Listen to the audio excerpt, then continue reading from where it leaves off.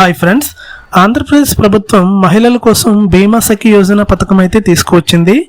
ఈ బీమా సఖి యోజన పథకం 2025 ద్వారా గ్రామీణ ప్రాంతాలకు డ్వాక్రా గ్రూప్ చెందిన మహిళలకైతే ఉపాధి అవకాశాలు కల్పిస్తుంది.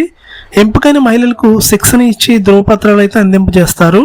కేంద్ర ప్రభుత్వ పథకమైన బీమా సఖి యోజన పథకాన్ని డ్వాక్రాకు అనుసంధానం చేస్తూ వారికి ఉపాధి కల్పించేలా రాష్ట్ర ప్రభుత్వం అయితే నిర్ణయం తీసుకుంది. ఈ బీమా సఖి యోజన పథకం ద్వారా ఎంపికైన మహిళలకు తమ ప్రాంతంలో ఎల్ఐసి బీమా సదుపాయాల గురించి వివరించడం, వాటిపైన అవగాహన కల్పించడం, కొత్త వారిని బీమాలో చేర్పించుకోవడం, ప్రీమియం వసూలు చేయడం వంటి పనులు అయితే చేయడం జరుగుతుంది. ఈ పని కాల వ్యవధి వచ్చేసరికి 3 years అయితే ఉంటుంది.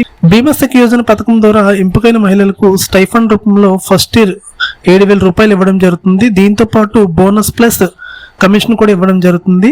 అలాగే 2వ సంవత్సరం వచ్చేసరికి 6,000 రూపాయలు ఇవ్వడం జరుగుతుంది. దీంతో పాటు బోనస్ ప్లస్ కమిషన్ కూడా లభిస్తుంది. అలాగే 3వ సంవత్సరం 5,000 అయితే ఇవ్వడం జరుగుతుంది. దీంతో పాటు బోనస్ ప్లస్ కమిషన్ కూడా ఇవ్వడం జరుగుతుంది. ఈ పథకాన్ని ప్రధానమంత్రి ఎల్ఐసితో కలిసి ప్రారంభించడం అయితే జరిగింది.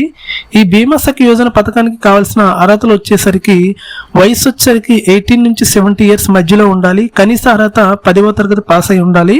డ్వాక్రా గ్రూప్ మహిళలకు మాత్రమే ఈ పథకం అయితే వర్తిస్తుంది. అలాగే ఎల్ఐసి ఏజెంట్ ఉద్యోగ కుటుంబ సభ్యులకైతే ఈ పథకం అయితే వర్తింపజేయదు. అలాగే ప్రభుత్వ ఉద్యోగం పొందిన వారు కూడా ఈ పథకానికి అయితే అర్హులు కారు. ఓకే ఫ్రెండ్స్, ఈ పథకానికి దరఖాస్తు చేయాలనుకుంటే ఆన్లైన్ లో అప్లై చేసుకోవచ్చు.